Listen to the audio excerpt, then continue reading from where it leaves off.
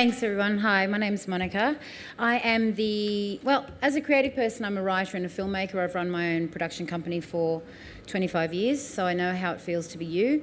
But in August last year, I was very grateful to be appointed by the New South Wales Department of Trade and Investment as the first New South Wales Creative Industries Business Advisor. What that means is my job now is about helping people like you to get better at their businesses so that you can actually build something that's sustainable and hopefully not only contribute to your financial future but to the overall financial future of the state. That would be nice. The first thing I want to talk about is to just address the budget cut, because I know a lot of you are thinking about it. The federal government in the most recent budget, as you know, decided not to continue with the Australian Interactive Games Fund, but they also committed $484.2 million to entrepreneurship. Now, please don't ask me the details of that yet because I don't know what they are. But I think this actually brings up a really important point. I appreciate that the cut to funding is something that might be painful for some of you, but the bottom line is if you want to build a business, you can't rely on government funding. It's a nice start, but that's it. If you are reliant on government funding for everything, then unfortunately that doesn't actually constitute a business. So our job here today is to help you to understand what actually running a business means, and I'm just going to mention a few points that need to be thought about that, you know, the panel will obviously take and run with. So, first question is, are you business ready? I've got a few basics here just to quickly go over with you. What I mean by business ready, do you have an ABN? Really simple question, but you obviously need one. The Australian Business Register is the place to go to get one, and they are free. So for those of you who don't already have one, I do recommend it as a starting point just to prepare yourselves. If you are planning on being in business under a name that's not your own, which I assume a lot of you will be, you also need to register that business name with the Australian Securities and Investments Commission. This costs about $76 for 3 years, so it's not pricey, but it provides you with that legal framework that you're going to need to continue on. I appreciate the fact that a lot of this stuff is a little bit dull, but if you're serious about building a business, it's something that needs your close attention. On a more groovy front, I suppose, you also need to have a very clear idea of what your goals are. You need to know exactly what it is that you're hoping to achieve, not just from an individual game, but also from your game's business. What is it that you want? And don't just think about it in terms of money. Think about what else do you want. I appreciate the fact that money is a driving force, but if you are going to be continuing to work on your business and in your business, you need to be challenged by more than just the need to make dough. You need to also have dreams about what you're hoping to achieve creatively, technologically, the kind of impact you want to have. It is really worth your while to think about it. And it's also worth your while to have a business plan. Boring though it might be, a business plan is a vital document when it comes to explaining to other people what your game's business involves. Those other people could be anybody from your dad to the bank manager to the government. Don't be fooled into thinking that you can just rock up with a groovy idea and get funding. You will actually need to put some chops into the plan. And there are multiple places that you can download templates to help you work through this. I'd also recommend, if you've never done it before, to get some help because they can be kind of unpleasant. I won't ask the panel if they've got a business plan. Maybe. We slap them together when we have to ask for funding, so... Yeah. Nice. And you will not be alone in that, I don't think. No, but it is good once they're done. Like, that's one of the things that we actually come out the other end of. Like, funding applications are such a bore and so intensely annoying to do because of all the paperwork and stuff, but then when you come out the other end, you're like, oh, we have a business plan. Amazing. We know what we're doing. Cool. Yeah, so it's good to be forced into that sometimes. That's exactly right. And I mean, that's what I often recommend to people. You know, when people think about a business plan, they think about that corporate looking document that you're going to produce at the end, when actually the benefit of a business plan is actually sitting down and working through the process. Yep. And actually figuring it out, particularly if you're in a team, if you're in a partnership or a group of people. That can be a good time to have all your arguments. Better to have all your arguments, you know, in the privacy of your own office while you're working through your business plan than in front of the bank manager or the investment fund manager or the representative from the government. So Now, another thing I wanted to point out is you need to get clear about your legal position. I'm not suggesting that any of you need to be lawyers, but it's a very good idea for you to at least get a grounding in the basics, particularly when it comes to contracts and copyright, intellectual property. These are areas where young or inexperienced creative people can often get screwed. And it's easily avoided if you can educate yourselves just a little bit. I've put this slide up because Arts Law, in combination with you guys, has just released. Arts Law is the community legal centre for the arts in Australia, and yes, that covers games as well. They have a fantastic website which you can avail yourselves of, a huge amount of information that you can download, including these new games publications which include agreements. I think they're about $35, $40 to download, and it just gives you that grounding in terms of the legal language that you're going to need to get familiar with before you start signing contracts. Now, the next thing you also need to think about is help. You need to think about who is going to help you and where you're going to find them. So even though it might be tempting, recruiting your friends to be in your business may not necessarily be the most sensible business decision. I appreciate that it's an emotional decision, but it isn't necessarily the best way to go. And learning how to navigate that can be a very difficult part of the startup phase. But we're hoping to talk to you about moving out of your bedroom and into a more public arena for your game, and that might involve recruiting people. It might also involve thinking about how you're going to keep those people, how you're going to involve those people in the business. It's critical to find that support, and I know the panel are going to talk about that a little bit.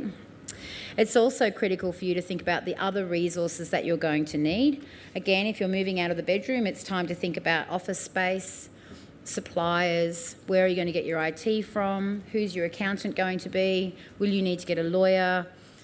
All of this stuff requires your close attention. And again, it's information that will come up for you when you go through the business planning process. I realise that in this short space of time that I have to talk to you, I'm not answering a lot of questions. Part of my job is to help people get clear about the questions that they need to ask to begin with, and then figuring out where to go for that help. Are you money ready? You are going to need to be money ready if you are starting a business, and that comes in several forms. The first thing you need to think about is how much is your game going to cost to produce? The next question that you have to answer, which is actually the first question you have to answer, is how much time is it going to take to produce your game? Once you've worked out how long you think it will take, you should have some sort of project plan in mind, and that project plan can then inform your budget. And I probably will throw the panelists in the deep end to have a think about how much does a game cost? More than you expect. More than you think, yes. Far more than you think, but obviously Whatever you think, and then times 5. The bottom line is that if you want to get money out of people to help you build your game or build your business or both, the first question they're going to ask you is how much is it going to cost? And you need to be able to answer that question with confidence and evidence. So the next thing you need to also think about is the budget for the business. Not just the budget for the individual game, but all the money that goes into the back end. What are your overheads going to cost? Not just in terms of people. Presumably they would like to be paid, but you also need to think about other things: rent, office space, bills, travel, software, super, insurance, marketing expenses, recruitment expenses. Please don't think that this is beyond your abilities, because it isn't. It might be dull, but it's not unlearnable. And please also don't think that this should be somebody else's responsibility. I have to be honest with you, in all of the years that I've been helping creative people with their businesses, the ones who get exploited are the ones that think they don't have to worry their pretty little head about all this stuff. The tough love is, if you want to build a business that's successful, you are just going to have to find your happy place when it comes to this stuff. You don't have to like it, but you do have to learn how to do it. Next thing, do you understand financing? Beyond government funding, whatever government funding is available, you need to actually think about the more business-based funding that's available to you. But on the note of government funding, I appreciate that this week has been interesting from a news point of view. But again, having been in the business for a long time, investment funds come and go. Government funding comes and goes, grants come and go. You shouldn't be reliant on that and for long-term, gain. And B, that really does mean you need to stay informed. You need to stay on all of the mailing lists of all of the organisations that are in a position to fund you, including Screen New South Wales and Screen Australia, just to see what's happening. I'm going to go quickly through the main big groupings of funding that are available to you, and of course the panel will speak more about what they all mean in real terms. The first one is bootstrapping. Most businesses are bootstrapped. Bootstrapping is a term literally means pulling yourself up by your bootstraps. It means using your own money, your own savings, your own wherewithal, your own time to get yourself off the ground. I would have to estimate that 90% of all small creative businesses start this way, possibly more.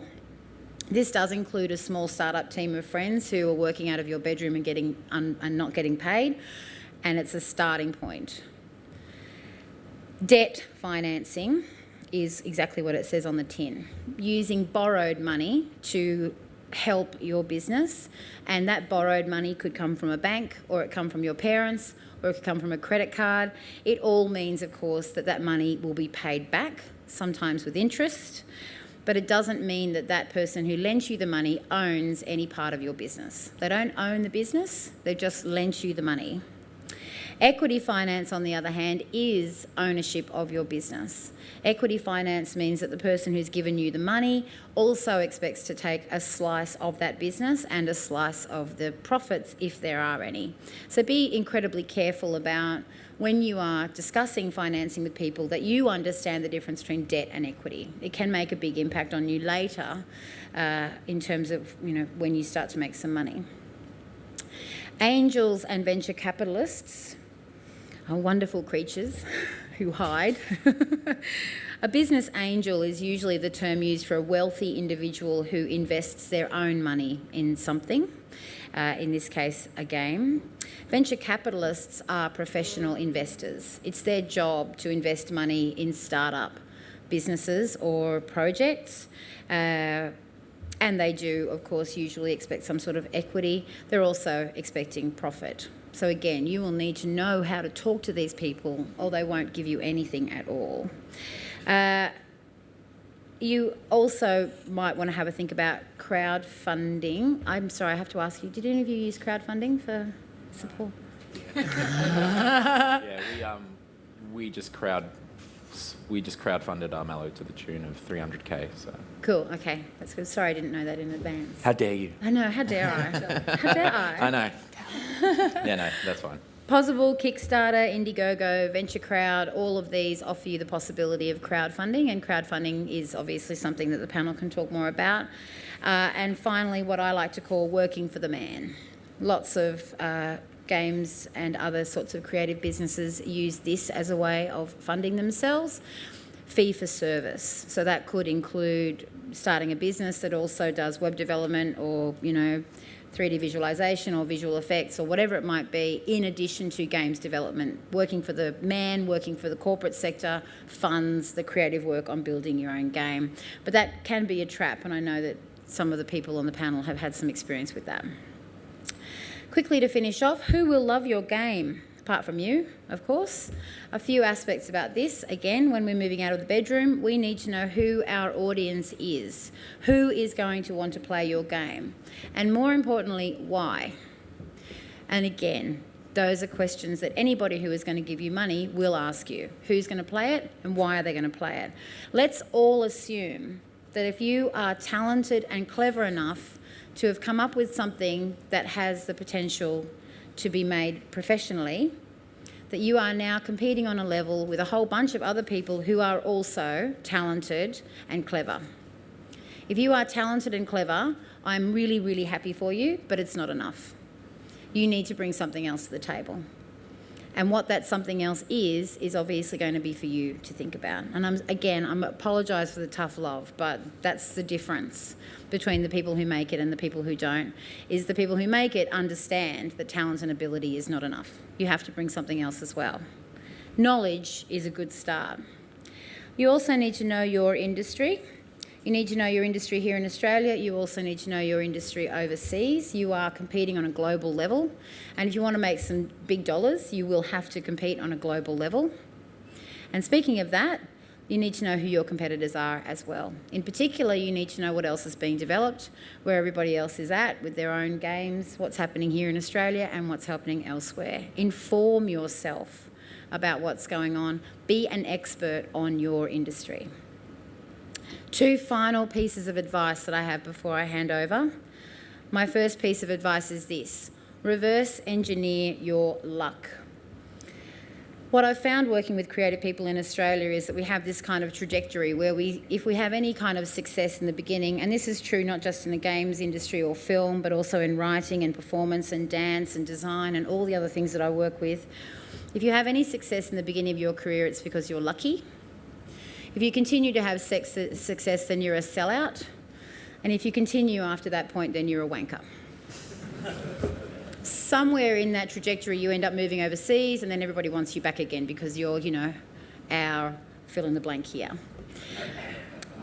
Luck is a wonderful thing, but it's not enough to build a business on. You need to know how to reverse engineer luck, because luck can't be repeated. And businesses can't work if they're doing things that can't be repeated. Everything that you do in your business that works needs to be examined. So if you feel like you've been lucky, make sure you reverse engineer that. Think about the steps that took you towards that luck. Be aware of the fact that it might not just be luck. Maybe you actually are amazing. Maybe you actually have a fantastic idea that other people want to get involved with. Reverse engineer your luck, create something, a strategy that's repeatable, and chances are you'll get to actually be lucky repeatedly, which is what building a business is all about. More than just one amazing game, but a whole bunch of amazing games. My final piece of advice is this: fail often, fail quickly. Failure is part of the creative process. Failure is actually one of the fun parts of the creative process. Whether you're talking about writing a novel or building a game or making a film, it's the failure that makes it better. The question is not whether or not you're going to fail. You are, and I hope that you do. I hope that you fail a lot.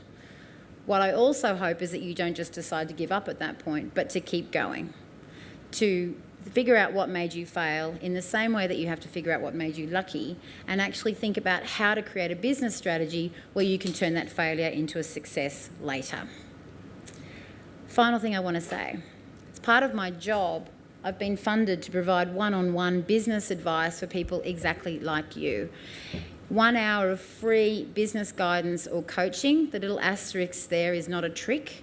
In order to get that free business advice, you need an ABN and a New South Wales address. So if you have a New South Wales address and an ABN, I can provide you completely free, I'm supposed to say subsidised, subsidised one-on-one business guidance. I would be more than happy to talk to you afterwards to explain to you more how that works, or you can send me an email or just call and make an appointment. As you can probably imagine, there's a little bit of a waiting list.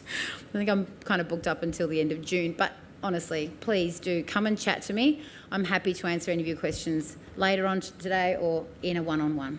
Thank you.